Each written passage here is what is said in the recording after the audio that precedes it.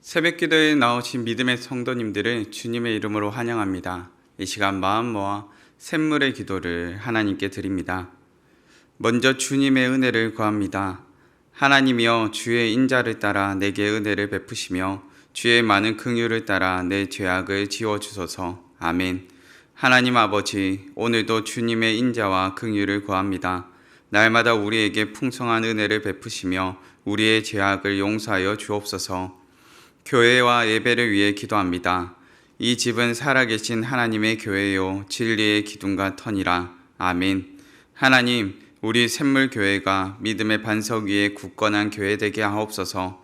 살아계신 하나님의 역사가 날마다 경험되게 하시고 말씀과 예배, 교제와 나눔, 성김과 봉사, 선교와 전도가 가득한 교회 되게 하옵소서. 예배의 자리마다 풍성한 은혜와 감격을 경험하게 하옵소서. 목장과 다음 세대를 위해 기도합니다. 내가 이것으로 형제를 깨우치면 그리스도 예수의 좋은 일꾼이 되어 믿음의 말씀과 내가 따르는 좋은 교훈으로 양육을 받으리라. 아멘. 하나님, 샘물의 목장과 다음 세대를 지켜주옵소서. 목자들에게는 지혜와 능력을 더해 주시고 목원들에게는 아름다운 마음을 더해 주소서. 그리스도 예수의 좋은 일꾼이 넘쳐나게 하시고 믿음의 말씀과 좋은 교훈으로 다음 세대를 양육하게 하소서. 선교와 전도를 위해 기도합니다. 내가 복음을 위하여 모든 것을 행함은 복음에 참여하고자 함이라. 아멘. 하나님, 우리 안에 구원의 기쁨과 감격이 넘치게 하시고 자원하는 심령을 주옵소서. 한 영혼을 향한 갈급한 마음을 주시고 우리의 입술을 통해 날마다 복음이 증거되게 하소서. 세계 각지에서 복음을 증거하는 선교사님들을 지켜주시고 지치지 않는 체력과 열정과 풍성한 열매를 더해 주옵소서. 나라를 위해 기도합니다.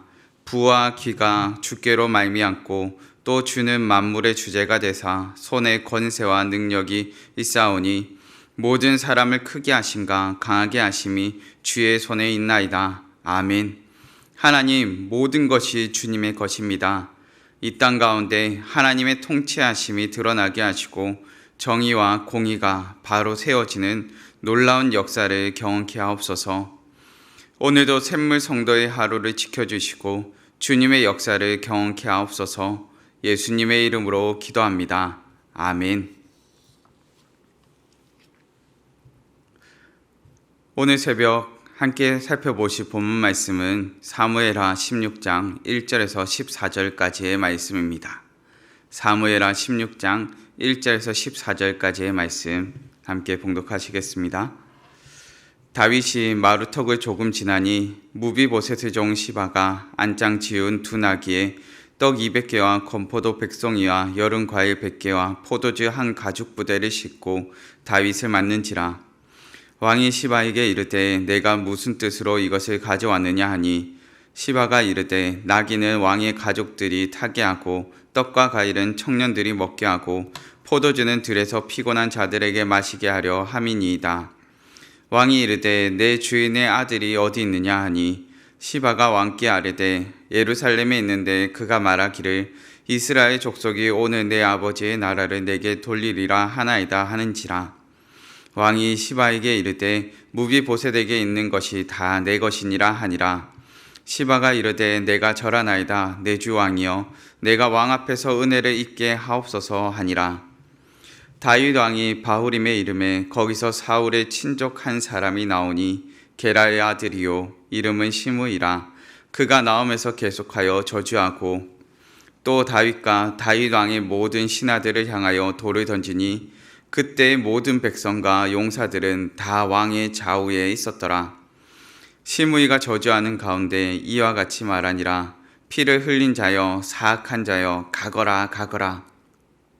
사울의 족속의 모든 피를 여호와께서 내게로 돌리셨도다. 그를 이어서 내가 왕이 되었으나 여호와께서 나라를 내 아들 압살롬의 손에 넘기셨도다. 보라, 너는 피를 흘린 자이므로 화를 자초하였느니라 하는지라. 스르야의 아들 아비새가 왕께 여짜오되 이 죽은 개가 어찌 내 주 왕을 저주하리이까. 청하건대 내가 건너가서 그의 머리를 베게 하소서 하니 왕이 이르되 스르야의 아들들아, 내가 너희와 무슨 상관이 있느냐. 그가 저주하는 것은 여호와께서 그에게 다윗을 저주하라 하심이니 내가 어찌 그리하였느냐 할 자가 누구겠느냐 하고, 또 다윗이 아비새와 모든 신하들에게 이르되 내 몸에서 난 아들도 내 생명을 해하려 하거든 하물며 이 베냐민 사람이랴. 여호와께서 그에게 명령하신 것이니 그가 저주하게 내버려 두라. 혹시 여호와께서 나의 원통함을 감찰하시리니 오늘 그 저주 때문에 여호와께서 선으로 내게 갚아주시리라 하고, 다윗과 그의 추종자들이 길을 갈 때 시므이는 산비탈로 따라가면서 저주하고 그를 향하여 돌을 던지며 먼지를 날리더라. 왕과 그와 함께 있는 백성들이 다 피곤하여 한 곳에 이르러 거기서 쉬니라. 아멘. 오늘 사무엘하 16장 1절에서 14절의 말씀을 통해서 아픔의 골짜기에서라는 제목으로 말씀을 나누고자 합니다. 다윗은 아들 압살롬을 피하여서 피난길에 올랐습니다. 다윗의 심정이 어떠했겠습니까? 아들을 피해서 이처럼 도망하고 있는 현실, 피난하고 있는 이 현실 가운데 다윗은 참으로 참담함을 경험했을 것입니다.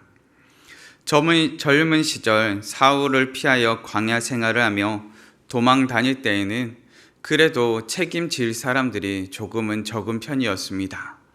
그런데 이제는 다윗이 책임져야 할 사람들이 참으로 많아져 있음을 보게 됩니다. 젊은 시절 피할 때는 기력도 있었고 책임질 사람들도 적었었는데 세월이 흘러 나이가 든 다윗에게는 책임져야 할 사람들도 많고 또한 그 가운데 위기의 상황 가운데 감당할 기력조차 연약해져 있음을 보게 됩니다. 다윗은 아픔의 골짜기, 고통의 골짜기를 경험하고 있는 것입니다. 다윗이 경험하고 있는 아픔의 골짜기를 보면서 인생 가운데 우리가 깨닫게 되는 교훈은 무엇입니까?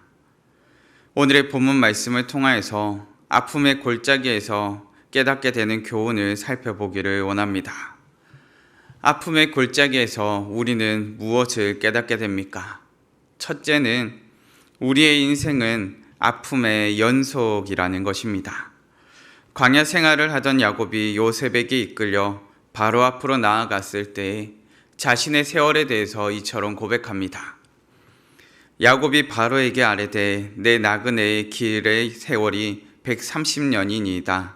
내 나이가 얼마 못되니 우리 조상의 나그네 길의 연조에 미치지 못하나 험악한 세월을 보내었나이다 하고 아멘.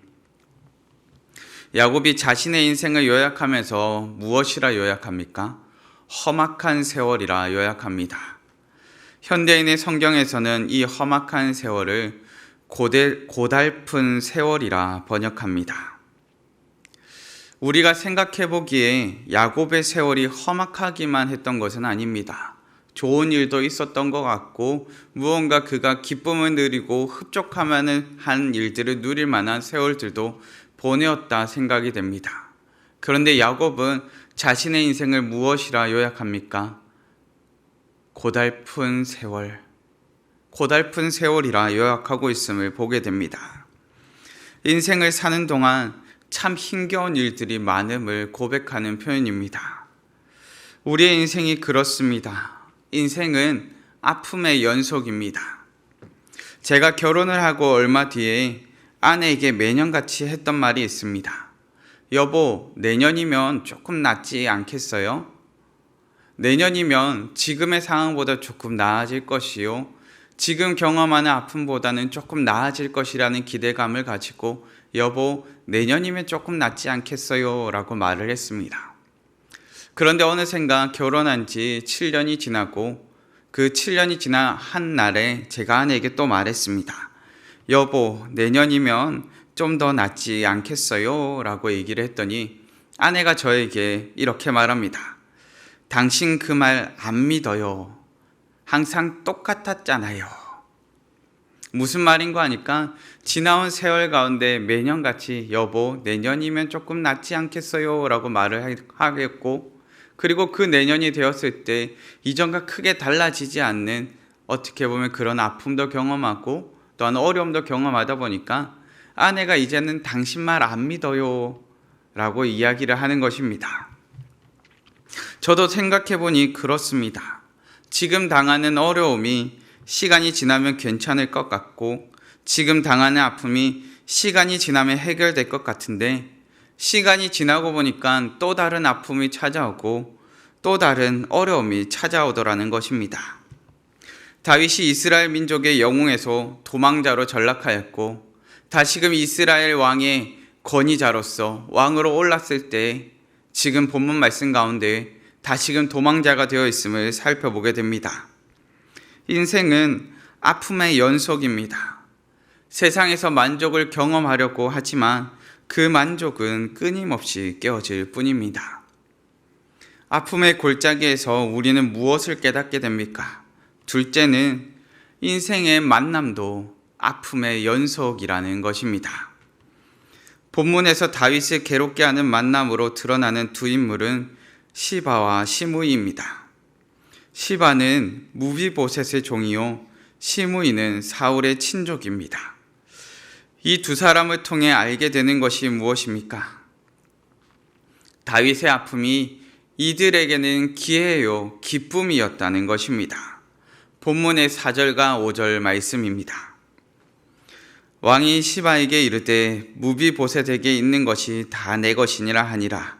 시바가 이르되 내가 절하나이다 내 주 왕이여, 내가 왕 앞에서 은혜를 잊게 하옵소서 하니라.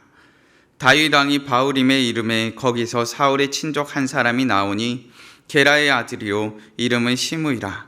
그가 나오면서 계속하여 저주하고, 다윗이 위기에 처하자 무비보셋의 종은 이것을 기회로 삼았습니다. 그리고 사울의 친족은 이것을 조롱하며 저주할 기회로 삼았습니다.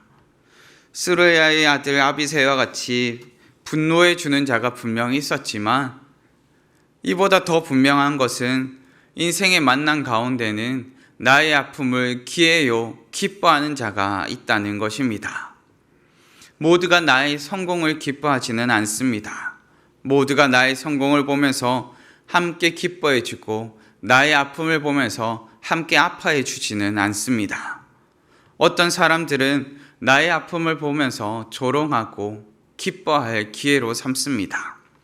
마치 나의 아픔의 때만을 기다린 사람처럼 우리를 괴롭게 만들기도 합니다. 인생의 만남도 이처럼 아픔의 연속입니다. 아픔의 만남을 어떻게 대처해야 하겠습니까? 시므이의 저주하는 소리에 잠시 정신이 든 다윗이 말합니다. 그가 저주하게 버려두라.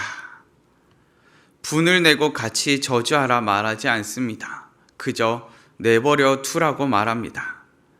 인생의 만남도 아픔의 연속입니다. 나의 아픔을 어떤 자들은 기회요 기쁨으로 여깁니다.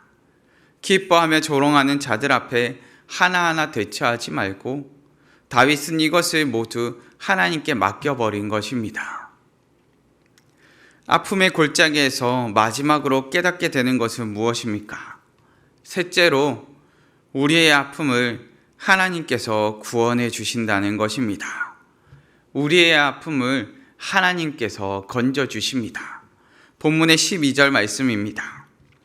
혹시 여호와께서 나의 원통함을 감찰하시리니 오늘 그 저주 때문에 여호와께서 선으로 내게 갚아주시리라 하고 아멘. 다윗의 바람은 하나님의 긍휼이요 하나님의 구원입니다. 자신의 아들에게 쫓겨났고 자신의 원수는 이번이 기회라 조롱하며 저주하고 있습니다. 이 와중에 다윗은 그저 하나님께서 구원을 베풀어 주시기를, 그저 하나님께서 긍휼을 베풀어 주시기를 간절히 바라고 있습니다. 시편 3편의 소제목은 다윗이 그의 아들 압살롬을 피할 때 지은 시입니다. 다윗이 그의 아들 압살롬을 피할 때 이 시편을 지었다는 것입니다. 여기서 이렇게 고백합니다. 천만인이 나를 에워싸 진친다 하여도 나는 두려워하지 아니하리이다. 여호와여 일어나소서, 나의 하나님이여 나를 구원하소서. 아멘. 다윗은 천만인이 나를 에워싸 진친다 할지라도, 어떠한 상황 가운데 내가 처한다 할지라도 누구에게 구원을 아뢰고 있습니까? 하나님께서 구원하실 것을 믿습니다 라고 아뢰고 있습니다. 원수가 자신을 에워싼다 할지라도 구원의 하나님께 기도하며 간구하고 있습니다. 구원의 하나님께서 자신에게 복을 베풀어 주시기를, 구원의 하나님께서 나를 이 사망의 음침한 구렁텅이와 같은 곳에서 건져 주시기를 간절히 구하고 있습니다. 다윗은 자신의 아픔 가운데 하나님께서 꼭 갚아주시며 하나님께서 구원해 주시기를 간절히 바라고 있는 것입니다. 하나님께서는 우리를 외면하시는 분이 아니십니다. 우리의 아픔 가운데 폰을 꺼놓은 채 잠수 타시는 분이 아닙니다.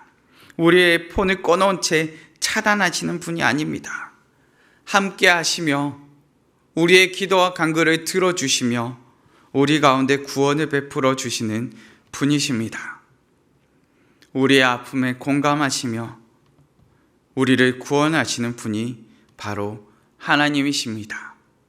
말씀을 정리하겠습니다. 아픔의 골짜기에서 우리는 무엇을 깨닫게 됩니까? 첫째는 우리의 인생은 아픔의 연속이라는 것입니다. 반복되는 아픔이 우리의 인생 가운데 놓여 있습니다. 둘째는 인생의 만남도 아픔의 연속이라는 것입니다. 우리의 아픔을 어떤 사람은 기회로 여기고 어떤 사람은 조롱과 기쁨으로 여기기도 합니다. 셋째는 우리의 아픔을 하나님께서 구원하신다는 것입니다. 우리와 함께 하시는 하나님을 우리를 구원하시는 분이십니다. 오늘도 인생을 살아가시는 믿음의 성도님들, 우리의 인생에는 아픔이 찾아올 수도 있고 우리의 괴로움과 아픔을 기뻐하는 자들을 마주하게 될 수도 있습니다. 우리에게는 도무지 감당할 기력조차 없다 여겨질 수도 있고 우리는 너무나 지쳐서 쓰러질 것만 같을 때도 있습니다. 그럼에도 기억합시다. 하나님께서 우리와 함께하여 주셔서 우리를 이 아픔의 골짜기 가운데서 건져 주실 것입니다. 아픔의 골짜기에서도 구원의 하나님과 함께하며 구원의 하나님께서 우리를 건져 주실 것임을 믿음으로 오늘을 사시는 우리 성도님들 되시기를 간절히 바랍니다. 이 시간 다 같이 합심하여 기도하실 때 하나님, 이 아픔의 골짜기 가운데서 나를 건져 주시옵소서. 나의 마음을 어루만지시며 나와 함께 하시며 나의 모든 상황을 아시는 하나님께서 나를 위로하여 주시고 나를 이 모든 상황 가운데서 건져 주셔서 하나님의 구원의 손길을 경험하며 오늘을 살게 해달라고 합심하여 기도하시고 각자의 기도 제목으로 기도하시겠습니다.